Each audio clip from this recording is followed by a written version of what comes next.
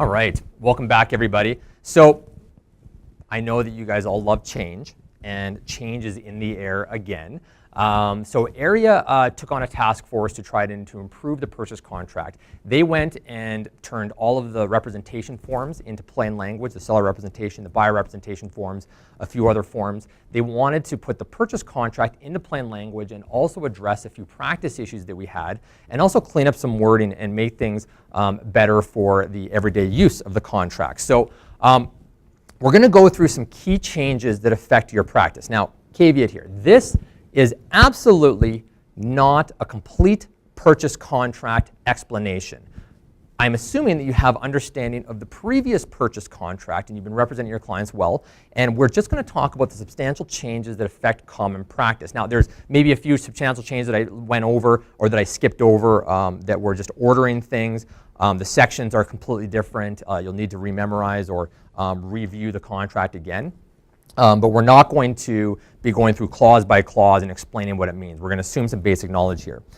The other thing is, as soon as these contracts are released, now we have access to these educational versions. You'll see that they're watermarked, showing educational versions. AREA has said that they have locked these down from changes. So what you see today is going to be what is released. They've also said, and it might have happened in the last 10 minutes here, I'm not sure, that they are going to be releasing the educational versions to the realtors this week. So all area realtors in Alberta are going to receive these contracts this week to start learning and perusing over. And then I believe it's around the end of the month. We don't have complete confirmation on this. You're going to be using it in practice. They're just waiting to get them up on web forms. Now, a quick note about web forms. If you have transaction kits set up already on web forms, these forms will automatically populate and delete the old form and put in the new form. So you're going to want to check over your transaction kits, and every new deal that you do, you're going to want to double check your paperwork on that as well. We're also not going to go through every form that changed. I don't want to keep you guys here for the next 2 hours. We're going to go through just the major ones, the residential purchase contract, the condominium purchase contract. We're going to talk about a few new notices and schedules that have been put into this. Other changes include country residential, which we're not going to cover today.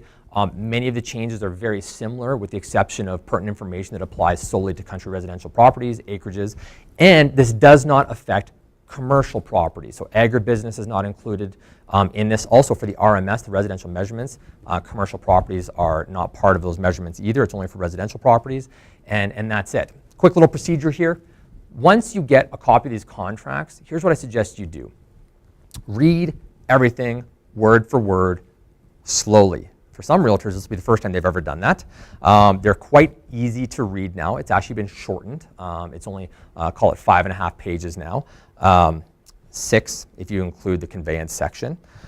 Highlight after you read it, or during while you read it, anything you're not crystal clear on, because you're asking your client to make contractual or put your client into contractual obligations on this, and your client's going to be asked to seek advice on this, and hopefully your advice, and you're confident enough in it and you know it well enough that you can offer a little bit of advice, but obviously they can seek legal advice if they're unsure. So highlight everything you're not crystal clear on, and then just ask for clarification. So read everything, highlight what you don't know, ask for clarification, and you'll be ready to rock. All right, let's jump into the actual contract. So we're going to show you guys on the screen here. Hopefully it's clear enough that you can read it and follow along. This video will be posted up and the section will be taken out so you can go through and see it.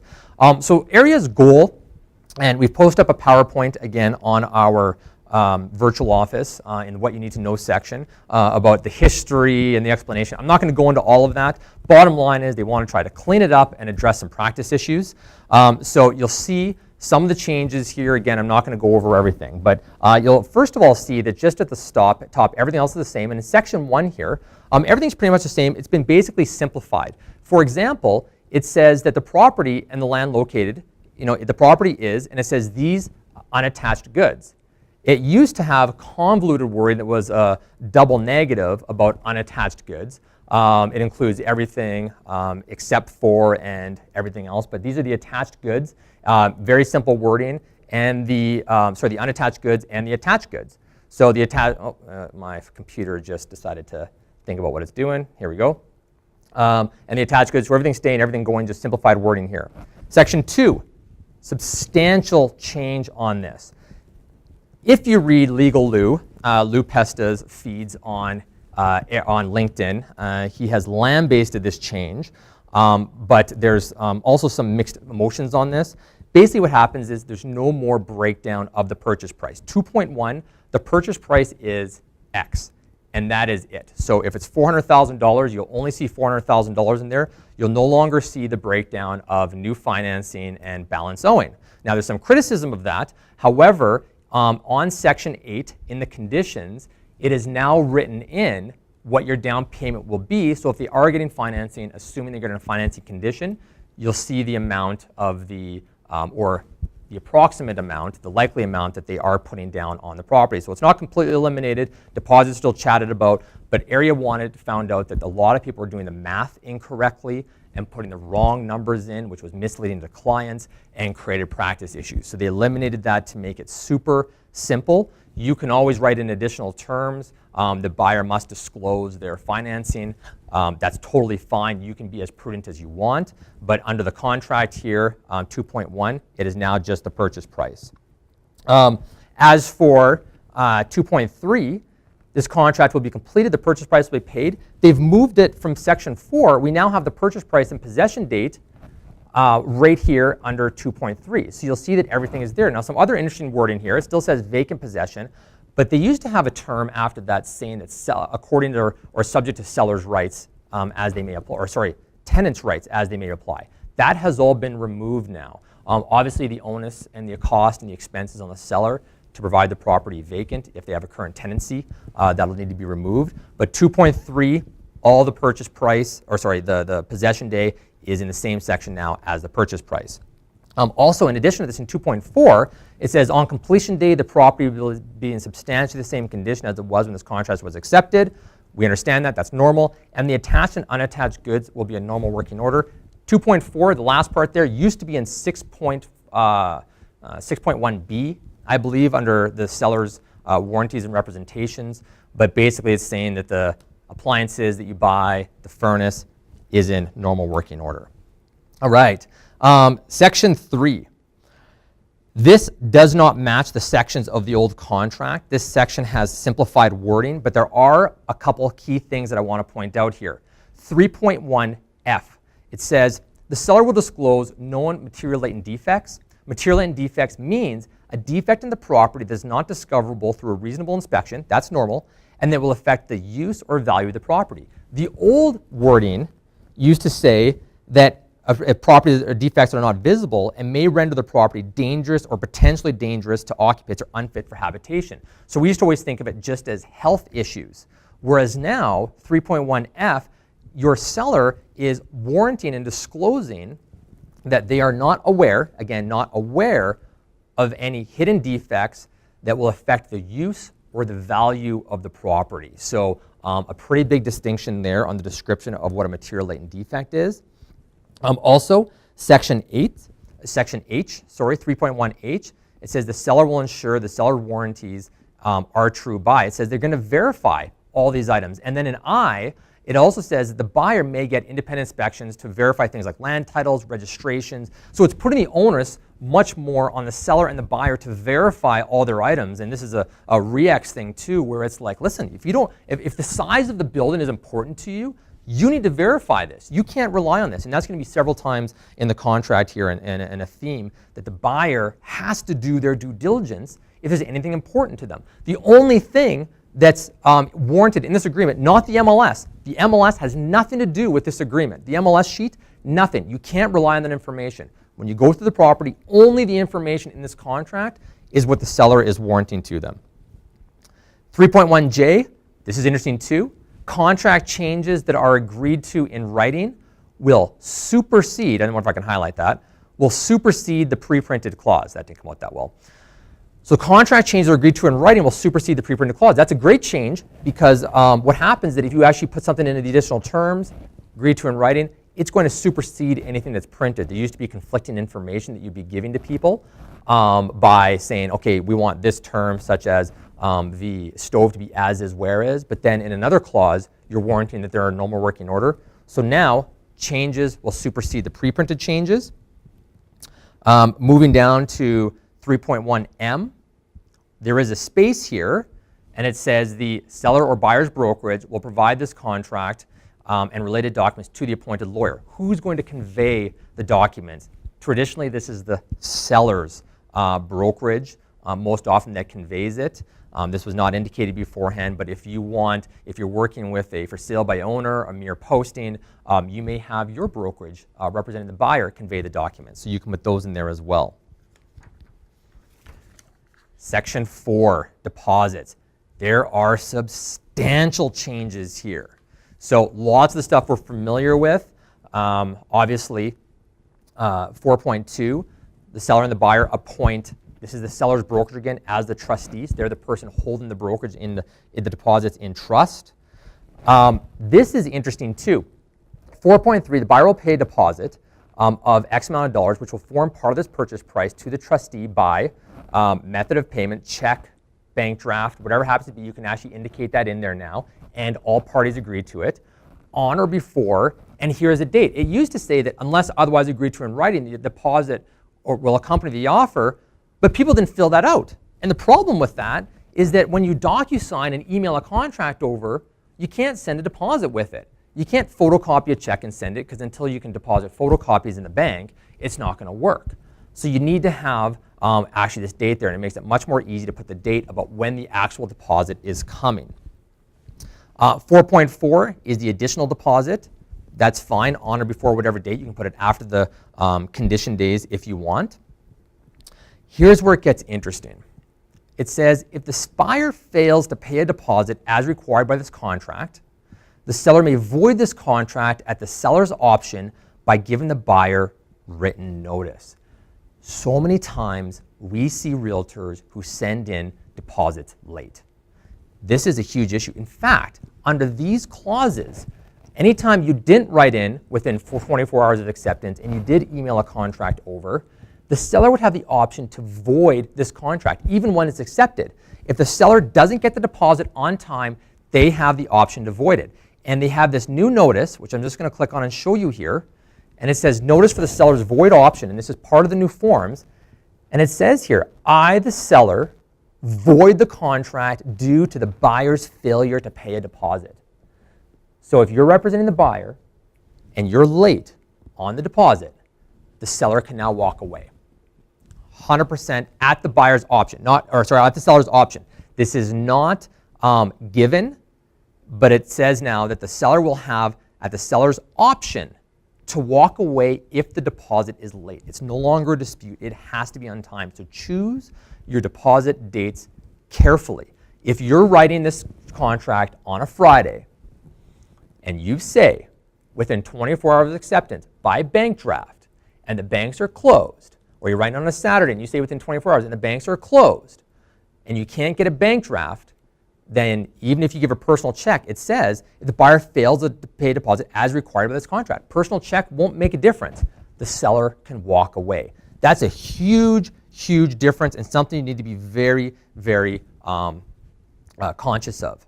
Okay, 4.6, the trustee will deposit all deposits into a trust account within 3 business days of receipt. This is a change. It used to say within 3 business days of final signing. So now, if you're going to give yourself 5 days to get the deposit, well, then you now need to have the brokerage deposit the money into trust within 3 days of receipt of the deposit, not after final signing. Right now it says it'll be deposited in the 3rd business day. You actually have to cross that out below it if it's going to be longer. Otherwise, you'd require a late deposit to trust letter. So this cleans that up, makes it a lot easier for you guys to practice on a daily basis. 4.8, this is also a substantial change. It's made the handling of deposits very, very simple. So here's what it says. Under A, the deposit will be refunded to the buyer if, number 1, the conditions are not satisfied or waived. Pretty straightforward. Obviously, if the home inspection doesn't go through or they don't do the financing, the buyer gets the deposit back. Number 2, this is another interesting one that we're going to talk about more. If the buyer voids this contract for the seller's failure to provide a Dower consent and acknowledgement form, they've now made a term in here that says that the seller must, if Dower applies, provide a Dower consent form or else the buyer can walk away. Because the seller, without proper authorization from the non-owner spouse, does not have the legal right to sell the property, cannot sell the property because that spouse can stop the sale, and that can really mess up a transaction. It's not common, but it can. But it's front and center now that if the buyer does not receive that form, they can walk away and get their deposit back. It also says that if the seller avoids this contract for the buyer's failure to pay a deposit, so in the example, the deposit comes in late, it was put in, and the seller says, you know what, I'm walking away because I haven't received it yet. And it's like, no, we just dropped it off your brokerage. They can walk away, the seller can, and they have to refund the deposit. Or point 4, the seller fails to perform on this contract. Obviously, conditions are waived, and the seller decides to not go through. The other substantial change here is the dispute process. So it used to be that in 3.7 on the contract, now this is not on the form that you're looking at on the screen, but it used to say if there's a dispute between the seller and the buyer as to entitlement to deposit, the brokerage holding the deposit shall review the circumstances, determine entitlement, and put these unnecessary obligations on the brokerage, because the brokerage is almost in a biased position as to who gets this money. So it's taken it away. If your home inspection doesn't come through and you don't waive, and the seller doesn't think you have valid reason to waive it, that deposit goes back. There's no fight. No one's holding the deposit. You can't threaten, ooh, call your brokerage, we're going to hold on to the deposit. It goes back to the buyer. Now your client can pursue any available remedies through the courts if they feel like the buyer didn't have a valid reason to waive. That right is still with the seller, but for now, the deposit goes back. You can't hold the deposit arbitrarily. Under this contract, if no notice is given, or the conditions fall through, or they give a non-waiver, they don't even need the non-waiver, and the deposits are refunded. That's a substantial change and very, very important. I really, really wanted to emphasize that. And point B here as well, it says the deposits will be refunded to the seller if conditions are waived and the buyer fails to perform. Just for those of you out there that represent a buyer and believe that if you walk away from a contract after it's firm, that you're only on the hook for the deposit. That is completely incorrect. You are on the hook for the purchase price, and you are required to pay the purchase price, and the seller is required to mitigate their losses, which means that if you agree to a contract for $500,000, after it's firm, you walk away, and the seller ends up selling it for $475,000, you're on the hook for your deposits plus the $25,000 difference that they had as part of that loss. So you are on hook for the entire purchase price, not just the deposits. Okay, Section 5, nothing significant has been changed. Section 6, no significant changes here. Simplified wording has happened as well. Everything else is pretty much the same, things you're aware of, except for 6.1c. It says no one else has legal right to the included unattached goods and attached goods. It used to say that these included attached and unattached goods are free and clear of encumbrances, i.e. no one has the legal right to them, and they're in normal working order. The normal working order part has been moved up to Section 2.4, so nothing big there. Moving down to Dower. This is a completely new section in the contract, and it says, that the seller represents and warrants to the buyer that no spouse has dower rights to the property other than is shown by, and it describes on what to do, the non-owner spouse's signature on this contract. Now, I'm about to do a Blair Witch Project scan here. So at the very bottom of the contract now, it does have a spot under acceptance for the non-owner spouse signature when dower rights apply. That is on the contract. So you can actually see that where instead of putting their name at the top and having them sign arbitrarily when they're not on title, you can have them sign this new part and it'll be deemed acceptable. Pardon the scanning on the screen there, sorry about that. So this dower section now, it says that you have to put the non-owner spouse on the contract if dower applies, and the seller has to provide a completed dower consent and acknowledgement form, which is, I'll show you in a second, to be attached to and form part of this contract on or before a certain date here. Now, this is not a condition. It's not a condition precedent. It's not a condition subsequent. What it is a term saying that if it's not given to on this, you can have a firm contract, but if dower applies and the seller has not done it on this date, it doesn't have to be within the condition time, it can be later on, it can be a month down the road before possession. It says if the seller fails to provide the completed dower consent and acknowledgement form, the buyer may void this contract. So if dower applies, the seller is going to need to go to their lawyer or a commissioner of oaths or a notary and I'm just going to show you this form. It's a purchase contract, Dower consent and acknowledgement. This is a new form, and this is what the non-owner spouse will be doing to give their consent to release Dower on this. And it basically says, I understand my obligations, my implications, and I'm going to release my right to Dower. Now, CIR Realty's policy is that brokers, our broker delegates, our office managers are all commissioner of oaths, but we will not sign that because it's a conflict of interest for the brokers to sign it. So they need an independent commissioner of oaths to get this thing signed.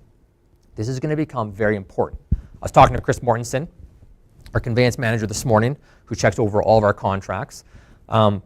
He's seen about 36,000 contracts, he estimated, in his days. And those contracts, he's seen one ever not closed because of Dower. So this may not be a big issue, but they've made it front and center, so you need to check this very carefully to see if this is filled out. And remember, I know you guys all remember, and this is not a Dower course, you remember why when Dower applies. So one person on title, the seller is married, and someone has resided in the property are the three tests for Dower. Area put out a really cool audio a little while ago explaining Dower. We're going to show that at our next meeting or a future meeting here. It might not be our next one. And talk a little bit about that. But just to show you one more form here, this is the buyer void option notice.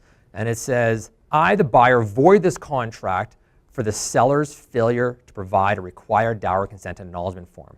So they've made it very, very serious that you get Dower completed appropriately. All right. Section 9, conditions. There is something here that you guys should all praise the Lord about, or whatever your Lord is, or higher power, or non-denominational. Anyways, it no longer says 9 p.m. I don't know why realtors felt like they wanted to work till 9 p.m. every single night, but now you can put your own time in, which is great, because if you want the conditions to be waived by 6 p.m., then you can go to bed at 9 o'clock, knowing that it's all done, for those of you that go to bed at 9 o'clock, but you no longer have to scramble at 8:30 trying to get stuff done. So you can put whatever time in here, for the property inspection, this contract is subject to satisfaction of the property inspection, on or before whatever PM on the date, but you can put your own time in. That's a big change. Love, love, love that. Now, there's also substantial changes to these wording of these as well, with the different conditions. So financing condition. This contract is subject to the buyer securing new financing not to exceed X% of the purchase price from a lender. This is not the interest rate. I'm already predicting it. We are going to see, since it used to be the interest rate, we're going to see 2.84%. We're going to see everything under the sun in this. This is not the interest rate. This is the loan to value amount. So if they're putting down 10%, you will have not to exceed 90% of the purchase price in here, not to exceed 80%, whatever it is. This is the what percentage of new financing are they getting? This is the loan to value ratio here. I'm repeating that because I know we're going to see a lot of different items in there. So you no longer have it where you have to try to calculate the term or the payment or anything else. That's all been removed. And it also says here the seller will cooperate by providing access to the property on reasonable terms. So you actually, the seller in the past could say, no, I'm not letting an appraiser in. And now they have to let them in. They've agreed to let them in upon reasonable terms. So that's important. Property inspection, 8.2b.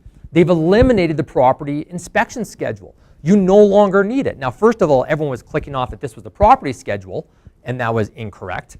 Those are two different forms, but the property inspection schedule is no longer required. Let's read this. It says, the contract is subject to the buyer's satisfaction with a property inspection conducted by a licensed home inspector before whatever PM on whatever day the seller will cooperate by providing access on reasonable terms. So the buyer has to have a licensed home inspector, and the home inspectors have the license here, and they no longer need the property inspection form, which means that the buyer can walk away for any reason.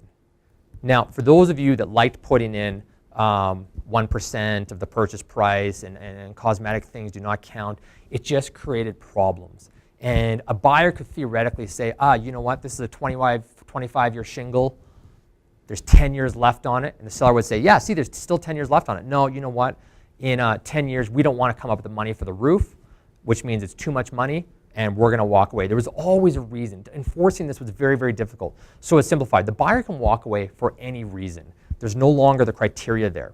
Also, there's no obligation on the buyer anymore to provide a copy of the report at the end of it. They might do it just to be nice to them if a big issue came up, but it's at the buyer's option. So those are a couple of big changes. And now, remember, for any reason, when they decline based off the home inspection, the property inspection, they get their deposit back. There's no longer a dispute there. So I know we have a lot of home inspectors on. The buyer now has a complete option. There's no pressure to try to quantify the amount that a repair will be, where it puts you in a liability position, saying, oh, well, this is a $1,500 repair. It's no longer, it's in the buyer's hands to decide whether they want to accept the property or not. There is some changes to the seller buyer's property forms. There's new forms for that, but they're not substantial enough that I'm going to cover it. One more word on the property inspection.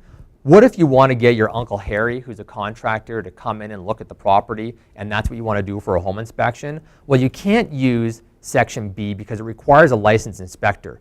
So what you can do is go into 8.2D if you want to get a plumber in to look at the property, and in 8.2D you can put additional buyer's conditions, and you can say buyer to have a property inspection completed before whatever. You're just not putting there as licensed inspector. So be careful of that. All right, that is the gist of Section 8. Obviously, we're spending more time on the ones that are important. Section 9 has some important clarifications here. Again, we used to always use this we don't use the financing schedule very often, but now they've actually explained what the financial schedule is. So seller financing, mortgage assumption, other value. People click this off when they were getting a financing condition. Unless you're doing a mortgage assumption or there's a vendor takeback happening, those are the only times you need to use a financing schedule. I'll just show you a copy of that schedule right now. There's been some cleaning up of this form, nothing too substantial. The tenancy schedule and the manufactured home schedule used to be in the same document called the property schedule. These have now been broken out. So you'll see the tenancy schedule here, and it says very clearly for residential tenancies, and it's a copy of the tenancy agreement, et cetera, et cetera. Also, the manufactured home schedule for use with off-site built homes, including manufactured mobile, modular, and mobile homes, has the information here. These are two separate schedules, great clarification here. And if there's an addendum, and 9.1 here, it says the attached documents are part of this agreement, so other documents. 9.2, as we scroll down, is now your additional terms. It doesn't say additional terms. It says other terms. So it's simple. It's no longer a document. It's just other terms that are in here. So if you go in and look in your old current contract, this is the new section 7.6 additional terms. 9.2 is where that comes in. There isn't a lot of room to write in these. So if you need more space, you're going to want to attach an addendum. All right, section 10, the closing process. This section's been clarified, it's been put into plain English, and it's been separated out for easy reading. It now has closing documents, payments and costs, things like that. It says, I just want to make a point here. There's no change here, but there's an industry myth about this one here. 10.2 says that the seller will provide an RPR showing current improvements. Many people read this as that the seller will provide a current RPR. So yes, it's not current unless it shows the current improvements, but as long as it's an RPR, according to the Alberta Land Surveyors Association, and as long as it has a municipal compliance stamp on it from the city, it's a valid RPR if it reflects the current state of the property.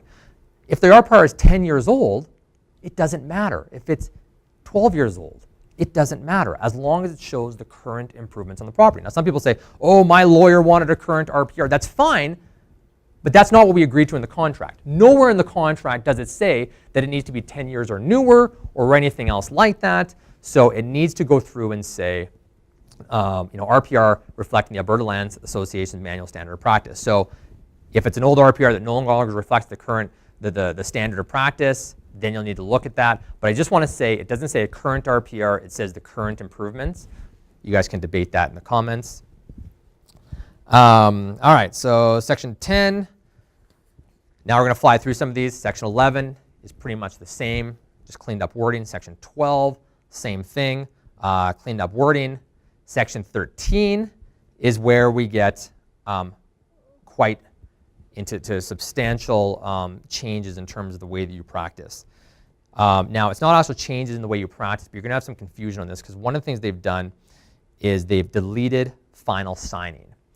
There is no such thing as final signing on the contract anymore. And without final signing being signed, previously it didn't matter because you still had a legally binding agreement. So let me explain what I mean here. Well, first of all, section 13, I'm going to read this to you. I know you can read it on the screen here, but I'm going to read it with you here. Section 13.1 says, a notice under this contract means a written document including notices required by this contract and this contract when accepted. So obviously, notices is this document. 13.2, a notice is effective at the time the document is delivered in person or sent by fax or email. So it is considered delivered the second you hit the send button on the email. When you have that send confirmation in your email, it's covered. And the same thing as fax. That's when it's deemed received. Giving notices means the document is transmitted by one of these methods, and regardless of the method, the document is recognized as an original copy. So the email copy that you get is now deemed the original copy and is totally valid. And it says here, for documents that require a signature, an electronic signature, as defined by the Electronic Transactions Act, or a digitized signature, will have the same function as an ink signature. It used to say this exact wording in the, or similar wording in the old contract, but it also used to say, and your buyer and seller have been made aware of the risks associated with transmitting through this type of communication. It is now taking that part out. There's no need to create false fear on that. I'm sure there's going to be debates in the comments about this is still untested and everything else. It's a generally accepted way of being in practice. Thousands of contracts have now been contracted by electronic signature, so I think we can put that argument to bed now. The other thing in this that's super important is that when is a contract valid? And what we would look at beforehand is final signing. And we would say, okay, so final signing is when that contract is valid. And that had to be before the date that the contract was open until. Well, now, final signing is gone, so the contract is only valid once acceptance has been communicated to the other side. It doesn't matter when final signing was, because when you get final signing, that contract still has to be communicated over. Okay, so I'll talk about this in practice in a second here. Section 14, this is authorization. This is much clearer. It says the seller and the buyer may authorize a representative to send and receive notices as described before. So the contract is not between the real estate brokerages. The real estate brokers have nothing to do with this. The contract is between the seller and the buyer, which means that without this section, the only way to communicate acceptance would actually be to the buyer and the seller. Except under section 14, they're giving authorization to their brokerages and their brokerage representative, yourself, to receive copies of this agreement. It says here, maybe the seller wants their brother to receive it or something else like that, or their lawyer, if it happens to be a mere posting. Then 14.2, if the seller or the buyer does not authorize a brokerage, then they can put other people in here. So that's that under section 14. Section 15, let me quickly read about this, and then we'll go back to the final signing thing and the final option here. I'm going to read this entire section to you as well, because REAX has put this in here to cover your behinds, and it's very, very important that you read this to your buyer and explain this to your buyer thoroughly. That is this. 15.1, it says confirmation of contract terms. 15.1, the seller and buyer confirm that this contract sets out all rights and obligations they intend for the purchase and sale of the property, and that this contract is the entire agreement between them, which means that the MLS agreement has nothing to do with anything. Nothing. And it's not an agreement at all. The MLS sheet, anything the seller has said to you verbally, has nothing to do with this. It says, unless expressly made as part of this contract in writing, verbal, written collateral or side agreements or representations or warranties made by either side, seller or buyer, or the seller or buyer's brokerage or agent, have not and will not be relied on and are not part of this contract. So you're negotiating, you've sent over the contract, you say, hey, listen, are they going to include the air conditioner? that's attached in the back? Or sorry, a better example, are they going to include the TV because it's fixed to the wall, whatever else? And the seller's broker says, yeah, they will. It's not written in. You get there, TV is gone. You have no recourse. If the seller says to you, oh, you know, I did my calculation based off of $150 per square foot for this, and therefore your price is X, and that's how I came up with my price, and you tell that to your buyer when you come in and you remeasure the property and it's 100 square feet less, they have no recourse. None of that can be relied upon. So any pre-contractual representations or warranties that induced either party into making this contract have no legal force. So your client signed this document thinking that the measurements were 2,500 square feet. Then they go in and actually measure, and they're only 2,200, and they're absolutely pissed. I don't know if I can say that, but I said it. I don't know if they thought it was 2,500, and now they want blood.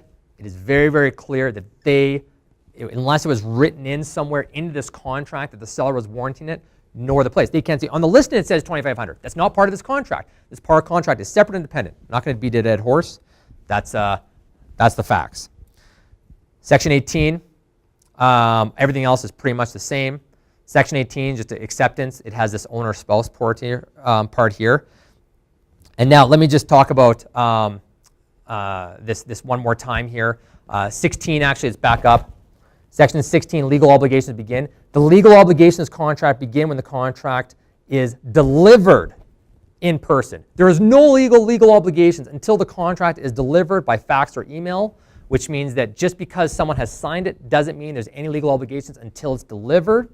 What's important about that is there's no final signing. So how do we know? So let's say, quick scenario here, you make an offer, and the offers on a house that's listed at $450, you offer $425, they counter back at $435, and they've signed off that the seller accepts and everything else, but it's been crossed out and initialed. Well, how do you know when the contract is done? Well, the last person that makes the initial needs to send that document over to the other side, and the date stamp on that email or the date stamp on that fax is going to be the gospel time as to when communication was accepted. That's the way it is today. It's just we've all relied on final signing, but final signing didn't mean nothing unless it was communicated across, which means we were still looking at the final date stamp of when that fax or that email was sent. Or, heaven forbid, you actually delivered it in person to the brokerage. So that's that, or to the owner as the case may be. All right, one more section here that I'm going to talk about, and then I'll do a really quick thing on the condominium purchase contract, and we should wrap up right around 10:30. This is the last page of the agreement. They've eliminated the separate conveyance page. So no longer is your client going to see page 7 or 6 out of 7 because a page is missing, and 7 out of 7 was the conveyance page. In this case, they put everything on page 6. You'll see now that page 6 out of 6, and there's this line, and it makes it very clear saying the following is for information purposes and has no effect on the contract terms. And after everyone's signatures, so not part of the contract, you have an option of offering a rejection, saying I do not accept this offer / counteroffer, and no counteroffer is being made. You can actually sign that. So some people say, oh well, did you present this client or counter to your client? You can say they declined it, and you're curious whether or not they presented it, you're concerned about it. That realtor can say yes, and here's their signature. They just don't like your offer. Okay, they're able to send it back. You can use this in competing offers as well as a rejection. That's a possibility. This has nothing to do with the contracts. If you have a completely filled out contract and a rejection signed, although it might seem like it's been rejected, I would say that your contract is legally bounding because, again, the following is for information purposes, no effect on the contract terms. So if you do fill this in, though, create a new contract. It just makes sense. And the conveyance information, you guys can leave blank if you want. I suggest you put the lawyer's information in immediately because obviously that helps simplify that process. But when you send it to your conveyance department, we need that information. We need to know your seller's information so that the lawyer needs to know. We had circumstances where closing was happening. The lawyers had the documents but didn't have the seller's name, didn't know how to contact the seller, and the realtor was on vacation. So we have seen situations like that. We need that seller's information to the brokerage. You don't have to give it to the other side. All right, that's the purchase contract. I'm sure there's lots of banter and questions there. Can't see the chat right now, so I'm going to trust there is. Let's have one quick look at the condominium document. Only a couple of minor changes here. Now, when I say minor changes, all the changes that happened in the residential purchase contract are transferring over to the condominium contract, with the exception of items that are pertinent to condominiums. So, i.e., the property information. It's been cleaned up and made it clear about titled parking stalls and assigned parking stalls and the actual parking numbers, and made it easier for the buyer's realtor to gather that information. So, super important. The big changes to this agreement happened in Section 8. So I'm just going to scroll down to Section 8. I apologize for the scrolling on the screen here. This is in the conditions. So obviously, one of the main conditions you have with the condo is to review the condominium documents. And there was a lot of confusion about whose obligation it was to get the documents. The seller was supposed to provide the documents, but what if they didn't? And what if the condition date was creeping closer and they didn't provide it? Well, first of all, now there's 2 extra documents that they should provide. One of them I am absolutely applauding, and that is number 18 here, which is a copy of the condominium additional plan sheet certificate, the CAD sheet. Most people don't know what this is because they never pull it. The CAD sheet is the only place that you can see if they have the most up-to-date bylaws. Absolutely critical. It's the only place. If someone just hands you the bylaws and you're not checking the CAD sheet, they might have changed the pet rules. They might have changed the owner's obligations on windows and doors. You have no idea what the current bylaws are unless you pulled the CAD sheet. So you're just operating blind and assuming that the documents they gave you are the correct documents. The CAD sheet also shows any registration against the corporation. It's like pulling a title on the condominium corporation. Another one also is 22 here. You must also provide a copy of any special resolution that has been passed but not yet implemented. So before it was just special resolutions, now it's the ones that are passed but not yet implemented. Okay, let's talk about these condition days. This is super important. It says, this contract is subject to the buyer's satisfaction with a review of the documents before the date. Great. Absolutely global date. Here's where everything is going to be completed by. And then at the bottom here, it says, the seller will cooperate by providing to the buyer at the seller's cost true documents before a date that's before then. So if this is a 10-day condition up top here, then bottom here, you're going to want to say, well, within 3 or 4 days here, we need these documents because we still need time to review them. So you might give 10 days on the one, 4 days on this one. And then it says, if the seller does not provide the documents before the condition date, the buyer may, at the buyer's option, obtain the documents. So you can go ahead and do it. Now, what happens here is that in order to exercise the buyer's option, the buyer will give written notice to the seller before on the condition day of the buyer's intent to obtain the document, and now the condition day will extend to whatever day. So if you had a 10-day condition on there to review the documents, and this was 4 days out that the seller's going to provide the documents, and on the 4th day you're like, are you doing this? And they're like, nope. So the time expires, or they don't get you all the documents. You now say, okay, what I'm going to do is I'm going to get the documents. And you might need another 4 days to get the documents, depending on how fast the management company works. So what happens is now you're at day 8, and now you only have 2 days to book an appointment and get them reviewed. It doesn't necessarily make sense. So in this case, if you decide to get the documents, then part 4 here means that the contract will, the condition date will extend to day 14, or whatever day you put in here. So it will extend automatically the top condition date here. Now, the one other piece I want to show here is that if the buyer decided to get the documents on their seller's behalf, or sorry, on the client's behalf, then the buyer's cost to obtain the documents will be invoiced to the seller and may include all the fees, and that it may require the seller to pay the invoiced amount to the buyer within 30 days. It was very ambiguous beforehand about how the buyer was going to get reimbursed for those expenses that they paid to get the condominium documents. But you can now invoice the seller, and the seller is contractually obligated to pay them back. So that's the deal. So it's nice that if the seller doesn't provide the documents, you have an option to have the condition date extended automatically built into the contract. I think that's a fantastic change.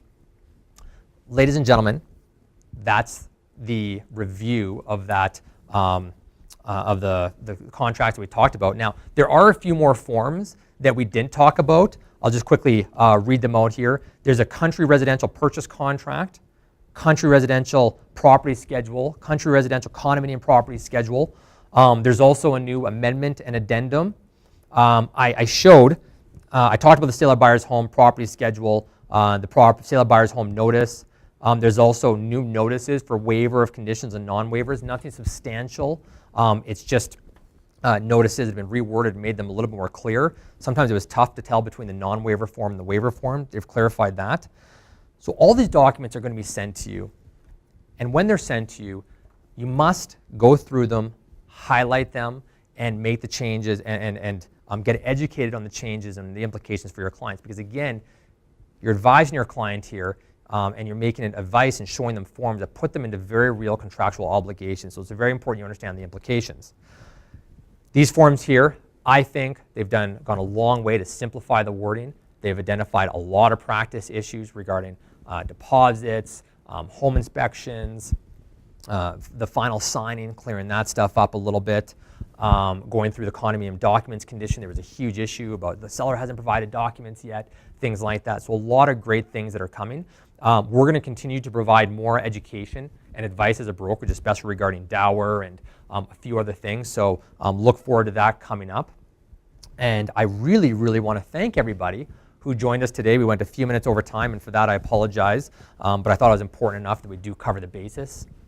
I want to thank you all for attending and putting your trust in us to get the information out. CIR Realtors look forward to a ton more education on that. We're going to be updating all of our courses, filling in contract, drafting the perfect clause, our bachelor program, our master's program will all have the most up-to-date information in here. All of our online forms will be updated as well. Again, Area will send out the practice forms this week, and then they should be sending out more information about when they'll be updated on web forms for practice throughout the industry. And make sure you use the most up-to-date forms, because these forms are built off precedents, and that matters. All right. I want to thank you guys all for joining us again. And we will be taking you guys out with a fun video from Samsung, bit of a touching ad. And we'll see you guys all next week. All the best.